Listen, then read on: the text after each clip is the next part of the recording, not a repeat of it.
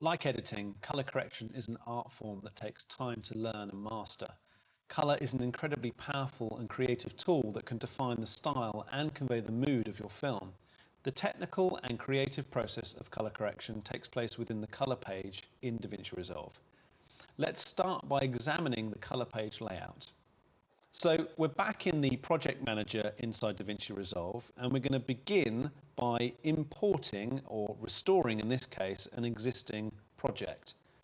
If I right click anywhere in the window and choose Restore Project Archive, I can navigate to my R15 lessons, which I've got on the desktop, you've probably got in your documents folder, and I'm going to go straight to the Lesson 10 folder and select the citizen chain cyclery.dra.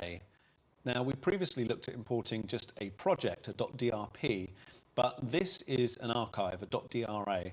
The big difference is that this contains the project, but it also contains all the media. So an archive is a great way for archiving off any projects that you've finished in DaVinci Resolve, or in this case, handing off an entire project to someone else or copying it from one computer to another. So I'm going to select the citizen chain cyclery.dra and hit open, and there it is. That's my project brought in, and I will double click it to open it up. Now we're going to go to the rough cuts bin, and we're going to make sure that the color grading quick tour project is open, which it should already be. Let's just have a little play through and see what we've got here to begin with. Bicycles have stories to tell. They've carried people all over the place. Some of them have been through accidents. Some of them have lots of miles left to travel still. So each bike is slightly different. The setup of the bikes are always interesting to me because some people are so set in their ways and they believe that they have it correct, and so they like their seat at a funny angle or something like that. And I can't convince people otherwise. It's just very interesting to me how people sort of adapt bikes, make them their own, and eventually it's a reflection of the person themselves. I've thought about it before, and if somebody actually sat down and described to me a bicycle before they'd ever been invented, I probably would be a naysayer. I'd be like, "Oh, you can't balance on two wheels like that. That'll never work," and stuff like that. But after it's been proven in practice, it's the most wonderful machine in the world, I think.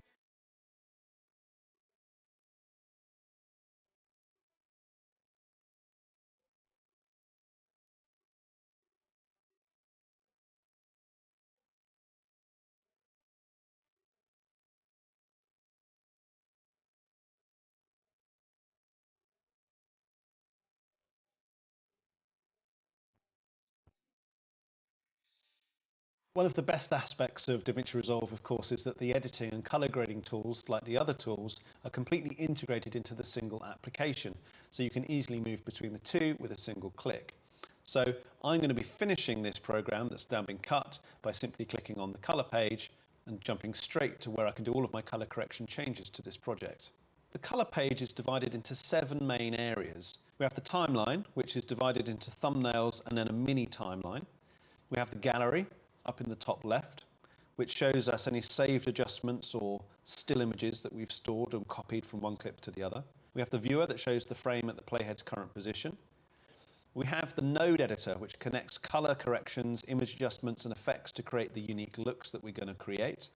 The lower right area may display the keyframe editor, or it can show the color and luminance scopes or a histogram display. The center palettes provide access to color curves, power windows, tracking, keying, and stereoscopic controls. And then our probably most familiar to you area is the palettes area, where we have our primary adjustments for color, contrast, and raw image processing. When you're using DaVinci Resolve on a computer display with a resolution that's lower than 1920 by 1080, some panels and buttons will be consolidated and not look exactly like you're seeing here on my screen. It's worth knowing that. Now, as I've switched to the color page, whatever was loaded into the editing timeline is now displayed here. If I click the center of the last thumbnail to select it, that will load that clip up into the viewer in the middle of my interface. An orange outline appears around the selected thumbnail, and the playhead jumps to the first frame of that clip. It will always jump to the first frame of any selected clip. Below the thumbnail, if I double click the Apple ProRes 422 proxy name, it will switch to viewing clip names. The mini timeline below the thumbnails displays thin bars to represent each clip, and a bar's width is proportional to the clip's duration in the timeline. If I drag the mini timeline playhead, which is over here, I can move left through and scrub through the timeline until I reach the first clip. And as I go, you'll see it's selecting all the various clips as I go along. And eventually we'll end up at clip 1, as indicated by the numerical there. A tip, if a track is disabled in the edit page, it will be dimmed in the mini timeline. But as I scrub through the timeline, the clip under the playhead highlights in orange to show that it's selected, a behaviour similar to the thumbnail display outline in the edit page. The transport controls under the viewer, as well as all the playback keyboard shortcuts, are the same as you used on the edit page. Now that you have a basic understanding of the colour page layout, we're ready to make our first adjustments. In the timeline, let's select clip 11 just to reselect it and make that the active clip in the viewer. The most popular controls for creating styles and balancing your shots are found in the primaries corrector. Because DaVinci Resolve includes many controls in here, you will find that you spend much of the time using the primary corrector while you are on the colour page. Using the primary corrector, you can achieve a refined result because you can divide the image into tonal regions. The lift, gamma and gain controls broadly correspond to the dark, mid-range and bright regions in the image. Within each region, you can adjust the hue and luma values to create a wide variety of styles. For instance, if you wanted to adjust colour or brightness in the dark areas only, you would move the lift region. Let's make a few adjustments to get a feel for some of the primary corrector's controls. So in this exercise, we're going to use mainly just the colour wheels. In the lift colour balance control, we're going to drag the colour balance indicator slightly towards blue to add blue to the dark areas. As a tip, adjustments made in the colour balance controls are subtle, deliberately. In most cases, the edge of the control will remain very close to or still touch the crosshairs in the middle. Now the master wheel controls, which run underneath the colour balance controls, adjust the brightness in the lift, gamma and gain regions. So adjusting the lift wheel will increase or decrease brightness in the darkest areas. So let's drag the lift wheel to the right until the Y, or luminance value, reads 0.05. Now let's look at the other end of the spectrum by adjusting the gain control. In the gain colour balance control, you can drag the colour balance indicator slightly toward orange to add orange to the brighter highlights. So the gain colour balance control tints the brighter areas of your image. The master wheel under the gain colour balance control adjusts the white point for the image. So when dragging it to the right, the brightest areas of the image become brighter, and when we drag it to the left, they become darker. We're going to drag the gain master wheel to the right until the Y luminance value reads 1.3. By adjusting the lift master wheel and the gain master wheel, you have effectively adjusted the contrast in the clip. Instead of using a simple contrast control, you have exercised greater control over the black point and the white point using the lift and the gain master wheels. Now let's look at the gamma. So in the gamma colour balance, we're going to drag the control slightly towards magenta. The gamma colour balance control tints the mid-range of your image. We can also drag the master wheel to the left until the Y luminance value reads minus 0.03. The master wheel under the gamma colour balance control adjusts the overall brightness while maintaining the black and white points that you set previously. When dragging this control to the left, the overall image becomes darker. Let's compare the corrected image that you've just made to the original image. If we choose View and then bypass Colour and Fusion and bypass all grades, or Shift D is the keyboard shortcut, we can see the uncorrected image, and if we do that again, or there's a button for it up here, we turn it back on again. Don't judge me on the quality of this, I'm just doing what the course material recommends that we do, but you can see clearly a difference between what we did and what we started with. These adjustments were made only to give you a feel for the controls and what they do. They clearly didn't produce anything worth keeping. You can reset each control or the entire primary corrector using the reset buttons. So in the upper right corner of the gamma colour balance control, let's click the reset button to reset our gamma. You can also reset the entire primary corrector using the panel reset button, which is up in the top right. So in the upper right corner of the primary corrector, We can click to reset absolutely everything. As a side note, in the color page, each clip has its own undo redo history. That is that choosing edit undo will undo previous changes depending on which clip is the current clip. The edit page also has its own undo history, which is separate from the color page. So that gets quite complex and is incredibly clever. The edit page and the Fairlight page undo redo commands operate on the entire timeline, not on each clip. So I've reset all of this. Another way that I could have reset this, as well as using this control, if I hit undo, would have been to select the node, right click on it and choose reset node grade. Now the lift, gamma and gain controls are not isolated adjustments that change only the dark, mid and bright areas. In fact, their ranges overlap by a considerable amount, and that's very deliberate. When you adjust the lift, for example, most of the adjustments affects the darker areas, but the mid-range and even some bright areas may also be affected. Similarly, when you adjust gain, most of the adjustment operates within the brightness areas of the image, but you'll expect to see a fall off all the way down through the mid-range and a small amount in the dark areas too. This overlap helps you make more natural, smoother looking adjustments, which are perfect for a primary or initial adjustment. But it also means that you'll need to move among the three color balance controls to achieve the best results, because making an adjustment to one control visibly impacts the others, so it becomes a bit push and pull. The next thing we're going to do is we're going to select clip 3. The primary corrector controls that you have used are adjusted mainly to achieve an overall look by controlling lift, gamma and gain within the image. You can also make a few primary corrector adjustments that you may be more familiar with from other video or photo applications. The shared adjustment controls are located across the bottom of the primary corrector panel. These global adjustments affect the entire image, not just the lift, gamma or gain. So the contrast and color in this shot seem a little low. So in the adjustment controls, we're going to position our pointer over the contrast value field, and then by dragging the contrast value field to the right, it increases the contrast. Depending on your screen resolution, the names of each adjustment control may not be visible at all. You have to use the icons to identify each parameter, or hover your mouse over an icon to view a tooltip of its name. I'm going to adjust the contrast then until the value says 1.2. The adjustment controls have a second page of parameters that globally improve your shot too. If I click on the 2 button, the display of the second page will pop up, giving me more adjustment controls. Now, on page 2 of the adjustments, the color boost and mid-tone detail controls are two good adjustments that can add a nice visual punch to your shots. Color boost allows you to increase the saturation of lower saturated colors without too much increase in the highly saturated colors within that image. With my cursor over the color boost parameter, I'm going to drag to the right until the value reaches 10.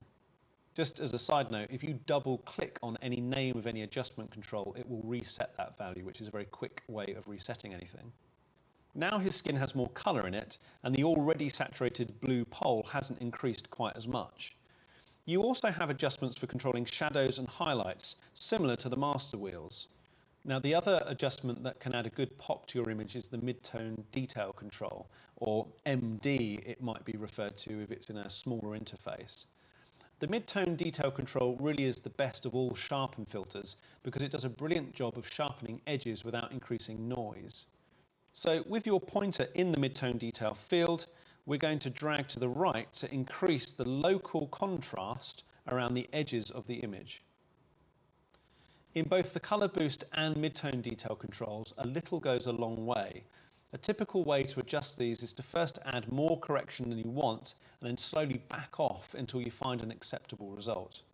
Now when it comes to white balance, you can perform straightforward white balance correction using the temperature and tint controls. So let's locate a shot that needs a white balance correction. If you click on thumbnail 2, that will open up this shot of the Golden Gate Bridge. Now this shot clearly has too much blue. The clouds, which should be purely white, are the most obvious sign of that.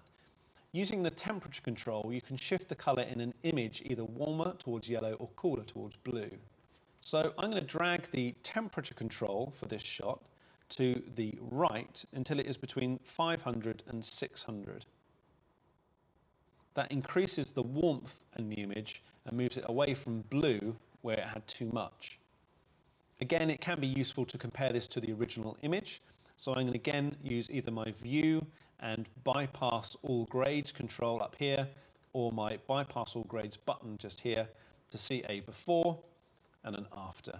And clearly it's warmed it up and it's solved a lot of the problems from the incorrect white balance that was on this shot. An extra tip for off-axis color casts that come from irregular light sources: you can use the tint control to shift an image away from magenta or green. So with that adjustment made, I'm much happier with the image. Now let's just talk a little bit about nodes.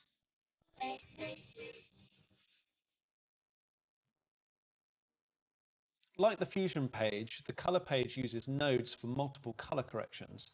Instead of stacking color corrections and effects as layers, you can add as many color correctors and filter effects as you like using nodes. You can view the nodes as a color correction flowchart, if you like, for each individual clip. The clip, or the input, starts on the left-hand side and flows through each node and then ends at the right-hand side, essentially at the image output at the end. Unlike the Fusion page nodes, however, each node in the color page is a full DaVinci Resolve color corrector and not an individual effect that performs only one type of image processing. So far we've just done a primary adjustment that's affected the whole image, but now let's look at secondary adjustments. Secondary color corrections isolate only parts of an image to make very specific changes to a particular image area. A classic but extreme example is turning an entire image to black and white except for one object. Let's apply a secondary color correction to a much more common task that you'll be able to use on many of your productions. So let's click the second interview clip, which is thumbnail 3 again, and we're going to just play through this clip. It's always interesting to me because some people are so set in their ways and they believe that they have it correct, and so they like their seat at a funny angle or something like that, and I can't convince people otherwise. It's just very interesting to me how people sort of adapt bikes, make them their own. Now, this shot looks fine all in all, but this very saturated blue pole is quite distracting. It visually pulls the viewer's eye away from our interviewee, and that's not really something we want to happen. So I'm going to use a secondary adjustment now to adjust just the blue pole. I have my primary correction made within this first node. This is the overall contrast and color boost that I performed earlier. What I want to do though is I want to create an additional opportunity to make this second round of adjustments. I could actually do this within the same node, but it's a really good idea to keep as many operations separate as possible. So I'm going to create an extra node to make this secondary adjustment in. In the color menu then, if I choose nodes at the top and then add serial node, it will add another node in the series, a serial node, so the next one in the series, flowing from one to the other, and then to the output.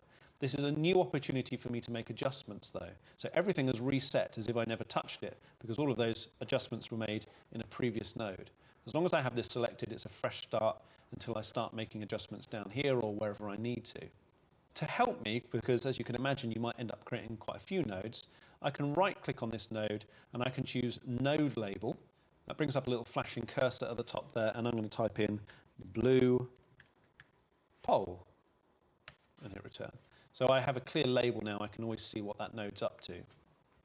So with a new node in place, you can now use the curve controls to modify the color of the blue pole. The default curve controls are custom curves that you may be familiar with using in Photoshop or other image editing applications. However, DaVinci Resolve includes several curve controls for isolating various hues, as well as luminance and saturation levels too. To lower the blue of the pole, we're going to use a hue versus saturation curve. So let's come to our curve editor, which we've got in the central area here, and let's choose from the drop-down menu here, hue versus sat. And that changes the display quite considerably. The hue versus saturation color spectrum is displayed under the timeline.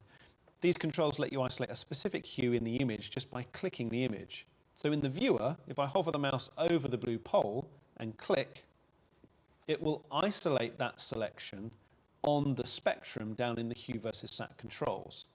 Once you've clicked and you have those 3 control points, your middle point represents the color you clicked on, and the points to the left and right isolate that control, allowing you to adjust it without adjusting any other surrounding hues. If I drag that center point down, it will lower the saturation. So down would be lower and up would be higher. And you can see everything in the image that's blue is getting less saturated or more saturated. And sometimes it's nice to make an extreme adjustment just to see how good your selection is. And you can actually see, just with one click, that's made a huge difference. Only items with that specific hue are going to be affected by the decreased saturation. These hue, luminance and saturation curves simplify a very complex process, so you do not have to worry about getting a perfect key or manually rotoscoping it. As always, after you make a significant change to an image, it's a good idea to compare your change with the original image. Now, in this case, you want to compare only the changes to the pole, so only the changes we've made in this secondary node. Previously, you were comparing changes to the original image. In this case, because you have made the adjustments on a new node, we actually just want to temporarily disable that node, the blue pole node, to compare the change. So in order to do that, all we need to do is go up to the color menu, nodes, and then enable/disable selected node.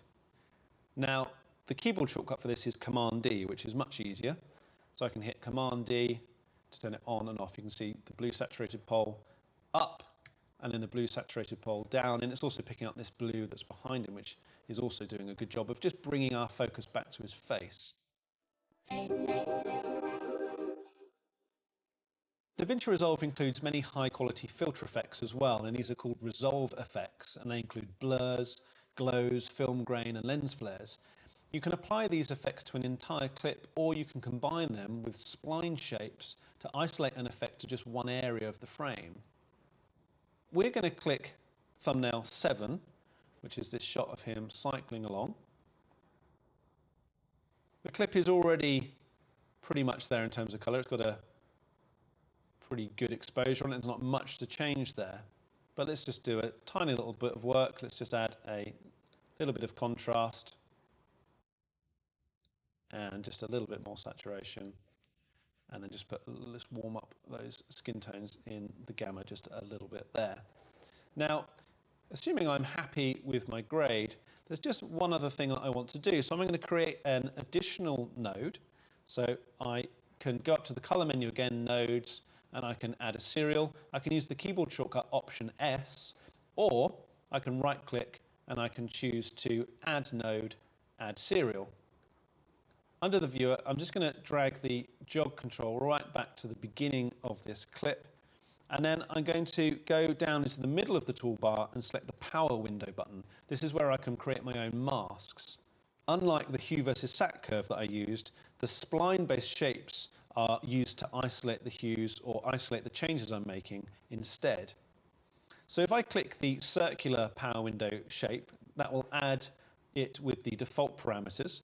And I'm going to drag one of the corners of the circular power window so that the inner circle is roughly the size of the logo on the cyclist's arm.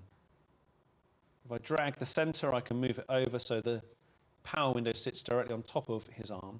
And I can use a Resolve effects to fill the power window and obscure the logo. Let's say that this was being broadcast on a ad-free platform and I wanted to remove any kind of sponsorship logos or something like that. So above the node editor, I'm going to click the Open Effects button. And if I click the search bar at the top there, I'm going to do a search for the mosaic blur. Here we go, the mosaic blur. I'm going to drag that effect onto the node that contains the power window. And when the mosaic blur is added, it fills in the power window to obscure the logo. Now we can modify that mosaic in the settings panel that automatically appeared after I applied it.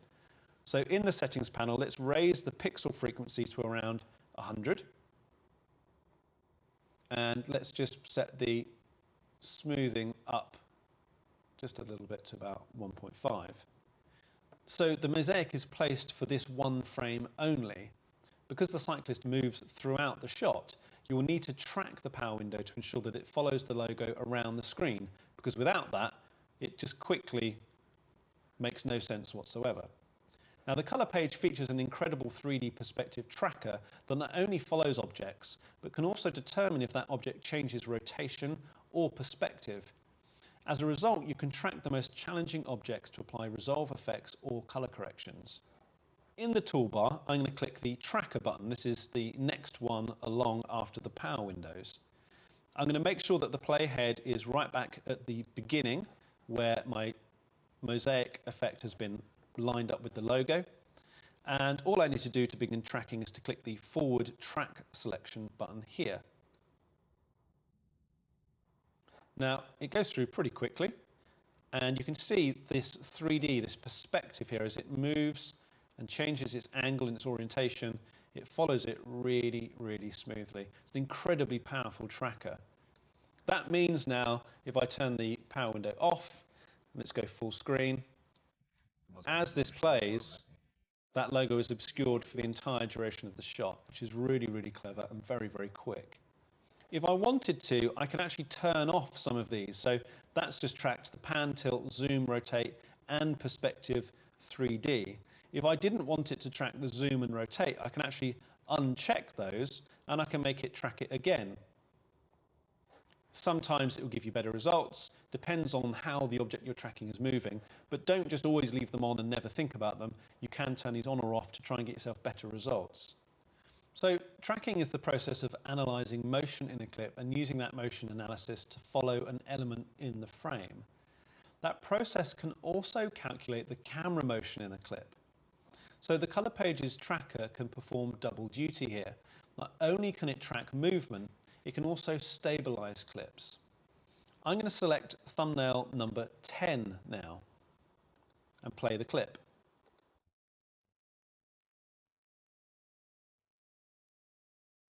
Let's say that you like this shot, but you wish that it wasn't panning. So fortunately, you can apply the stabilizer to lock down a camera and remove all motion. So in the pop-up menu, in the upper right corner of the tracker palette, let's choose Stabilizer.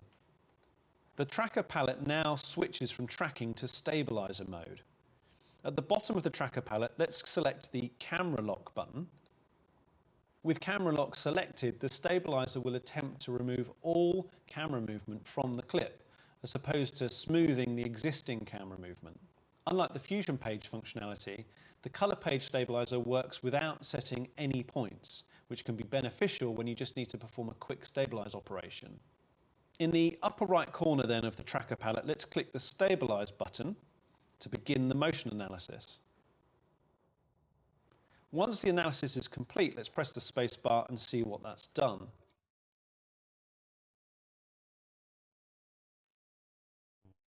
It's pretty incredible. So that has identified the panning motion and it's cancelled it out by slightly zooming up and then moving or animating the shot within the frame to exactly counteract the camera movement that was there in the first place. So that's pretty incredible, the results there. The stabilized clip is scaled to fill the frame. So anytime you stabilize a shot, the clip must move up and down as well as side to side to offset the camera movement in the shot. Moving the clip in this way obviously makes the edges of the clip visible when they move in and out of the viewer. To avoid this effect, the clip is automatically scaled up until the edges are no longer seen. How much scaling is applied depends on how much camera movement is removed from the shot. So in this case, probably quite a lot. As a tip, if you want to see the amount of motion applied to the clip, you can deselect the zoom checkbox at the bottom of the tracker palette and then play the clip. So if I turn zoom off and then play this, you can actually see the amount of movement that's done. That's just us dipping our toe in the water with the Color Page. In the following 3 lessons, we're going to get into a lot more detail and learn more about controls in the primary corrector, additional secondary tools, and how to even copy and save creative looks that you may create.